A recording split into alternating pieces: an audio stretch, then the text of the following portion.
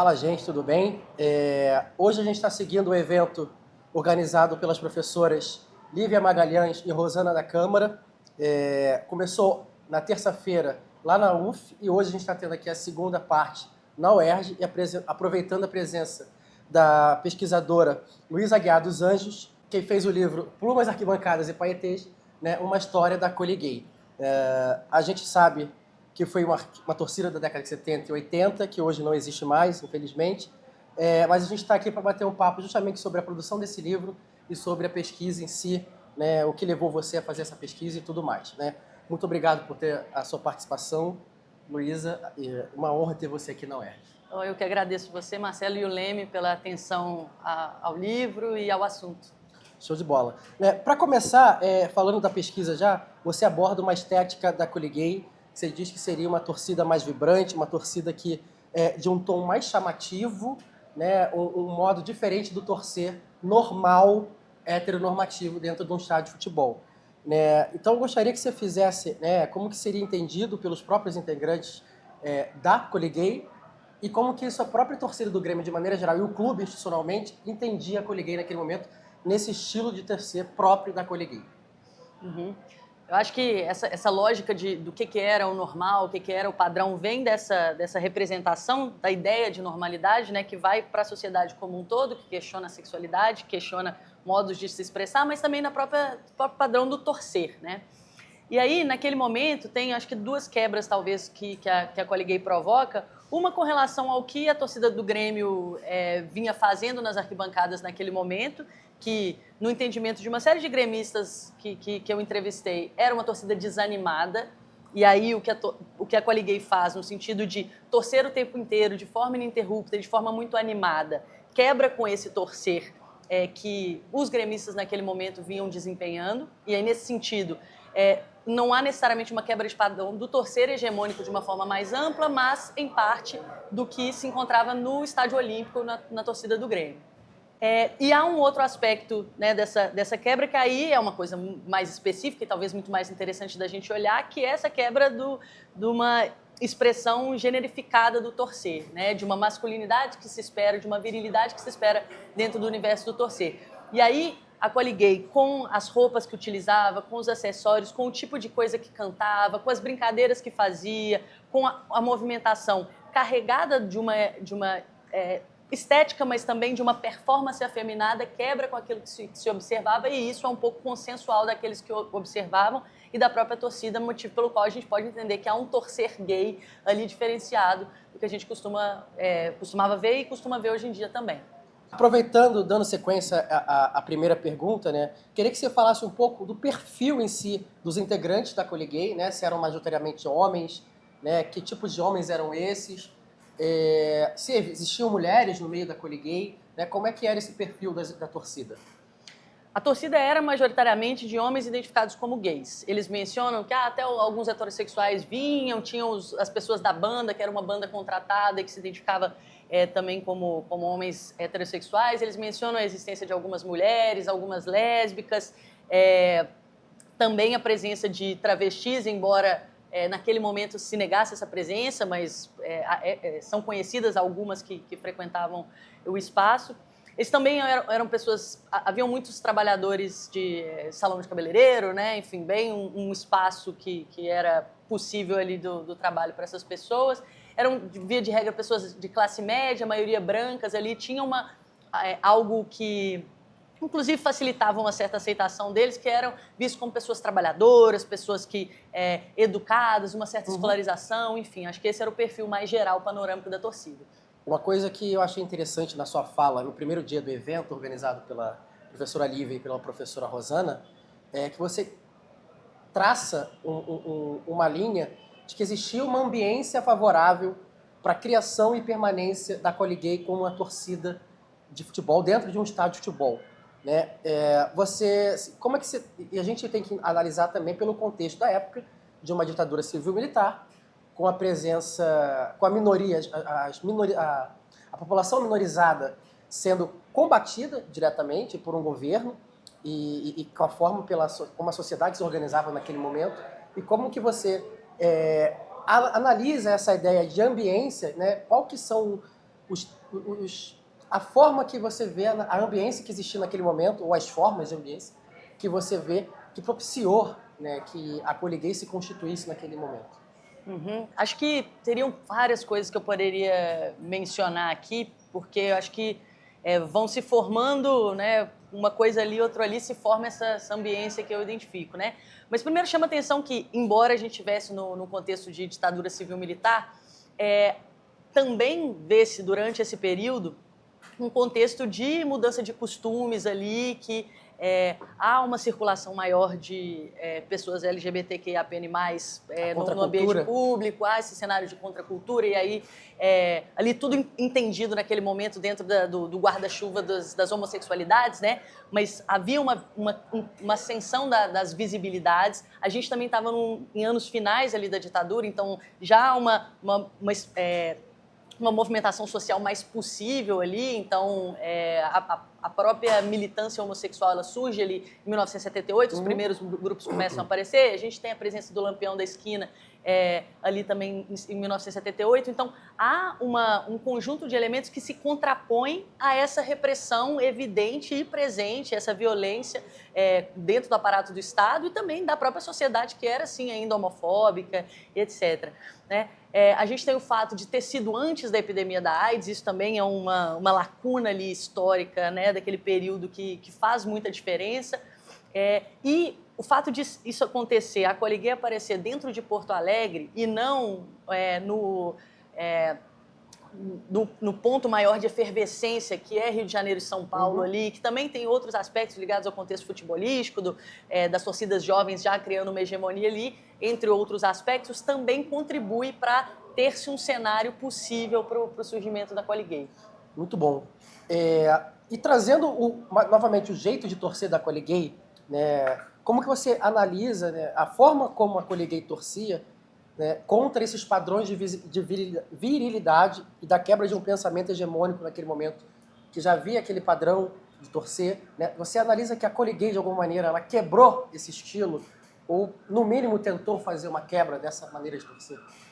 Eu acho que há quebras, eu acho que há, inclusive, negociações. E aí, não necessariamente porque eles queriam quebrar tudo e aí negociam alguns aspectos, mas não é só uma oposição àquilo que estava posto, nem é só aceitação e acomodação, né? Ao mesmo tempo que eles tinham essa coisa dos trejeitos, de rebolados, de cânticos que faziam menção ao corpo dos atletas, que os elogiavam, gritinhos, a coisa das plumas, e dessa explicitação da homossexualidade mesmo. Simplesmente dizer, somos uma torcida gay. Uma autoafirmação. Exato, né? Uma autoafirmação bastante explícita. Ao mesmo tempo que a gente tinha isso, a gente tinha, por exemplo, o fato deles brigarem com os adversários no momento em que a sua torcida era confrontada. A gente tinha o fato de que, no momento do torcer, todo o que quer que seja que houvesse de brincadeira ali estava direcionado a gritar e torcer e apoiar ao clube. Então, não havia uma dancinha descolada do jogo no momento em que a equipe está em campo. Então, há essa ênfase no torcer. Eles eram absolutamente fiéis, eles estavam lá em todos os jogos, chegavam antes, iam embora, depois comemoravam, então não havia dúvida do caráter clubístico. Apesar de tudo, Grêmio. Exatamente. Apesar de tudo, Grêmio. Então, acho que tem essa negociação com os códigos comuns do torcer. Show de bola. Caminhando assim para a parte final da torcida Coliguei, é curioso pensar que o fim da torcida ela se deu não pelos apelos preconceituosos, não por práticas preconceituosas, mas ali por uma mudança de gestão, por tudo que a gente viu naquele momento. Eu gostaria que você falasse um pouco disso, porque é curioso a gente pensar que uma torcida LGBT, torcida gay, não acabou por fins preconceituosos, mas por outros modos que naquele momento a gente poderia achar o contrário. Sim. Eu acho que é interessante que as situações de preconceito, a sensação é que elas são superadas até de uma forma relativamente rápida. Isso aparece nos registros tanto de entrevista quanto nos periódicos, assim, o que aparece de preconceito rapidamente desaparece assim, e começa-se a dar ênfase na presença da torcida, nos seus feitos, na ação que ela vai fazer, enfim. E a sua existência o tempo todo, ela acontece de uma forma bastante centralizada na figura do Volmar. Ele era aquele que fazia reuniões com as pessoas que financiavam, era ele que conversava com Hélio Dourado, era ele o porta-voz dentro dos periódicos, que fazia entrevistas, que a fala dele aparecia no Jornal Zero Hora, o principal jornal do Rio Grande do Sul. Então, a saída dele é um impacto muito grande. É ele que articulava com as fantasias, era ele que armazenava grande parte do material na sala, nos fundos da Boate Coliseu. E o fato deles ser dono de uma boate, onde todo mundo se reunia, onde a torcida poderia se renovar, atrair novas pessoas, e mobilizar, terminou a boate, a pessoa está cansada de ir para casa, não, nós vamos para o jogo do Grêmio, está todo mundo ali. Eu acho que isso faz bastante diferença. Eu acho que, num contexto daquele, dificilmente a gente poderia abrir mão desse lugar da união das pessoas para mobilizar. Favorável. A ambiência. O próprio Coliseu, ele é um ambiente absolutamente necessário. Então... Em outro momento, você trata da Fla-Gay, que, ao contrário da Coliguei, né, ela teve um ambiente desfavorável para a sua constituição enquanto torcida gay do clube de maior torcida do país, que é o Flamengo. Né? Você cita as figuras do Márcio Braga, que ele se colocou ali efusivamente contra a constituição da Fla-Gay, inclusive usando institucionalmente o clube para impedir a formação da Fla-Gay na arquibancada ou em outros espaços do futebol. Queria que você contasse um pouco mais, desse um pouco mais desse detalhes, né, dessa relação da Fla-Gay com o Flamengo, a instituição, ou com seus dirigentes, de maneira geral, né, naquele momento do fim da década de 70, início da década de 80 e mais para frente. A Fla-Gay, ela tenta se constituir ali em 79, né, no segundo semestre de 79. É feito um anúncio no Jornal dos Esportes da intenção de formação dessa torcida. E aí eu acho que os 3 agentes, talvez, que eu ia ressaltar com relação à dificuldade de viabilização da torcida, né, é a imprensa, a direção e as outras torcidas organizadas. Naquele momento, no Flamengo, a gente já tinha uma profusão de torcidas organizadas e a ampla maioria delas se manifestou de forma contrária à formação da Fla-Gay.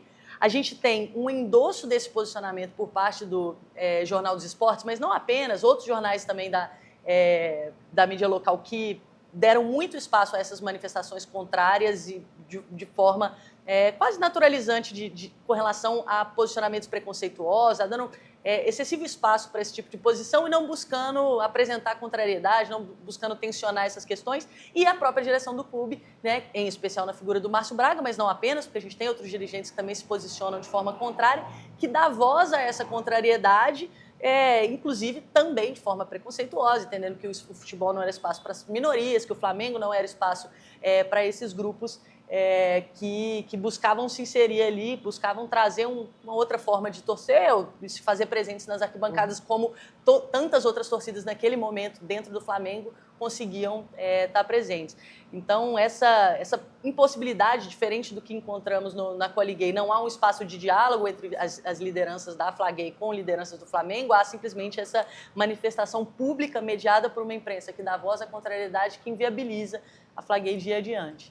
Perfeitamente. Agora, para a gente encerrar, gostaria que você fizesse uma análise atual da conjuntura atual do futebol brasileiro, para analisar também essa ambiência para as torcidas LGBTQIA+. Se você vê a possibilidade de torcidas se constituírem, hoje existe um movimento de coletivos de torcida LGBT que estão mais presentes nas redes sociais do que nos estádios de futebol, por causa justamente desse preconceito de se colocar como um corpo estranho dentro de um estádio e aí acabar efetivamente recebendo violências. Gostaria que você fizesse essa análise.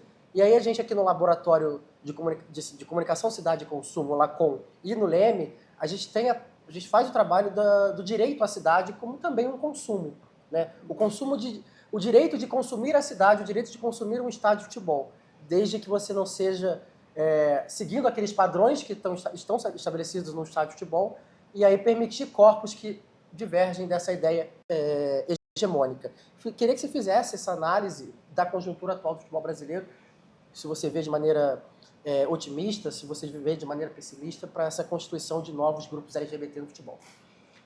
Eu vejo de maneira otimista, eu sou uma pessoa, de forma geral, otimista e tendo observado os últimos 10 anos, por assim dizer, desse esforço de presença de grupos LGBTQIA+, no futebol, a gente vê avanços, inegavelmente. De fato, há essa presença majoritariamente nas redes, Ao mesmo tempo, é interessante pensar que talvez não seja apenas em função de uma dificuldade de inserção nas arquibancadas, mas que em tempos atuais, pensando que essas torcidas elas têm um perfil de não só estar reivindicando um eu quero torcer, mas eu quero pautar questões, eu quero fazer política em modos mais tradicionais. Esse fazer política hoje em dia, ele está passando muito pelas redes. É um passo além da Coliguei, que a Coliguei era só o torcer. Exato, exato. Ela tem uma característica bastante distinta nesse sentido, né? Elas querem muito mais tensionar e aprofundar debates e tocar públicos cada vez mais amplos para pensar essas questões, questionar cânticos, questionar como é que o clube trabalha isso dentro dos seus espaços institucionais, etc. Para além de querer que pessoas LGBTQIAPN+ estejam dentro da arquibancada. A Coliguei, o foco central dela era esse. E aí desdobra-se em pensar essas outras questões, mas não era o foco, não era explícito, não era estruturado como uma pauta, uma intencionalidade da torcida. Então, reconhecendo isso, eu acho que faz sentido também esse desejo de se fazer presente nas redes, no sentido de multiplicar essas mensagens e de, enfim, utilizar esse espaço que hoje em dia ele é bastante político, bastante mediatizado, né? A política é bastante mediatizada. Mas, de fato, a gente tem uma dificuldade de inserção. Acho que aqueles grupos que tentam têm tido dificuldades nisso. Então, eu sou otimista, mas eu acho que a gente tem um cenário ainda de disputa e de dificuldade. O envolvimento dos clubes, o envolvimento da CBF, da sociedade civil, para que permita que os corpos divergentes dessa masculinidade heteronormatizada, hegemônica, também se possam fazer presente da sua maneira nos estádios de futebol. Né? Então é fundamental que exista. Pelo menos agora não está sendo possível se calar, né? Se isentar desse debate. CBF tem se posicionado, clubes têm se posicionado, mesmo que de forma bastante precária e insuficiente. E tem que haver um avanço, né? E é isso, gente. Obrigado, Luísa, mais uma vez. Assim, o trabalho de ouro que você fez para a gente em relação à Coliguei, a história da Coliguei e os corpos divergentes no futebol, que é possível sim estar presente nesse futebol que é hegemônico, de maneira masculinizada. E parabéns pela pesquisa e mais uma vez agradeço a sua presença aqui. E, enfim, é isso. Eu agradeço também, fazer propaganda para quem tiver interesse, doloreseditora.com.br, dá para poder comprar o livro, conhecer mais sobre, né, o que eu tento discutir aí. É isso, gente. Obrigado. Até a próxima.